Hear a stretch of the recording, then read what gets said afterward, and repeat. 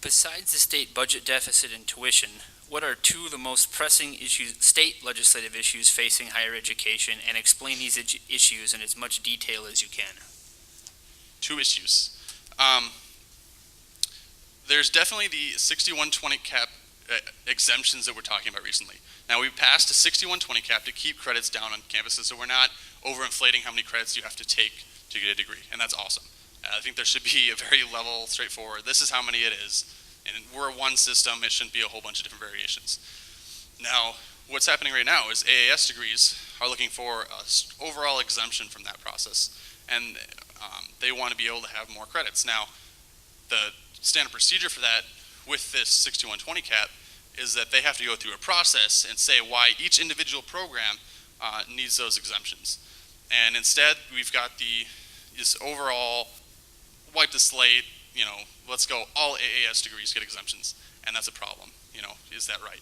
Now, because I only have 30 seconds, I'm going to jump to the next one. Textbooks, I think, is a major issue. I think textbooks are going somewhere, and we need to be on top of that. Textbooks are not going to be in the same place they are in 10 years from now as they are right now. Is it really going to be a book anymore? And who's really going to be willing to pay more for their textbooks than for their tuition? What are the two most pressing federal legislative issues affecting higher education, and explain these issues in as much detail as possible? One issue pressing the federal legislation right now is the DREAM Act. A lot of you know about this, especially if you were in USSA. And what the DREAM Act is a way for undocumented students to be able to afford school better because they're recognized by the state, depending on how long they've lived there, as being more citizen or more equal to citizens in their rights and equalities in education.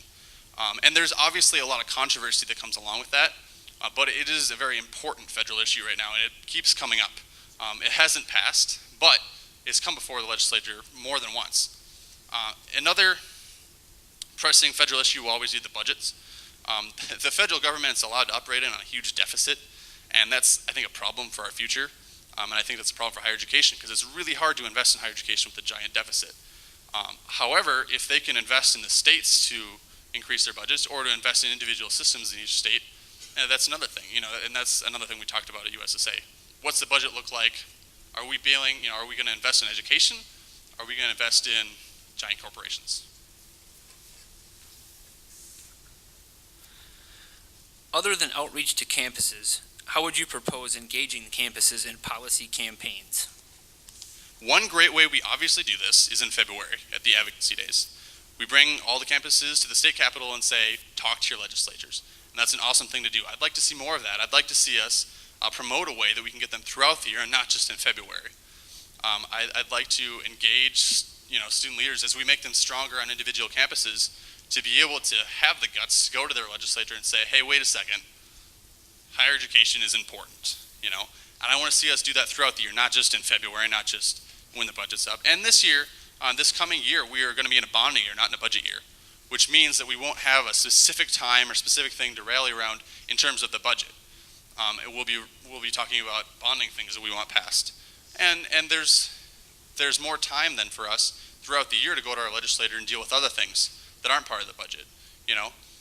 We could talk about state laws on textbooks. We could talk about the credit cap and stuff like that. That we can talk about them not just in February, but instead throughout the year, which gives us a lot more strength because the legislator's not going to say, well, you're just here today.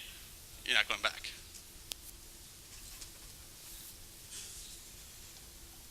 Okay, and the final question is, tell us about your experience running meetings and how comfortable are you with Robert's Rules of Order?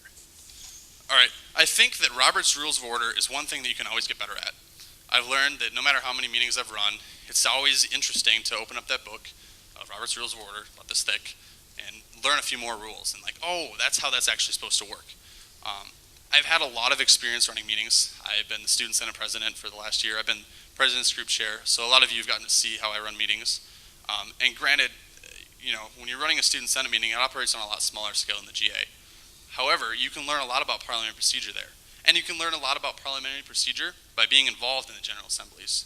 And I've done a lot of that too, where I've gotten to know how it works, what's going on, what are the motions coming forward, and how do they work, and how do you word a motion, how do you deal with that kind of stuff. I've got a lot of experience with that.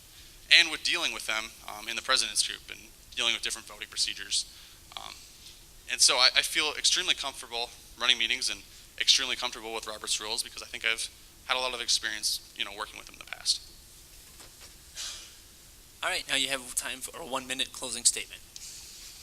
Well, thank you all for listening to me today. I'm glad that you're taking this time to deliberate between all the candidates. I'm really excited to see our coming year. We've got a lot of student leaders. We've already elected some this morning, and I'm really excited to see what they do and how they work, Abby and Trevor. And I see us going really far next year. And we're going to bring this message to everyone. We're going to make the student voice stronger. Higher education is important. We need more accessible, more affordable, higher quality higher education in Minnesota. And that's what we're going to work for. And that's what us as students are going to take to the legislature and to the MSCU, individual campuses. We're going to empower student leaders to bring this up. And it's going to be important no matter who's elected. So I thank you guys for having me here today. And I look forward to hearing the results of your vote.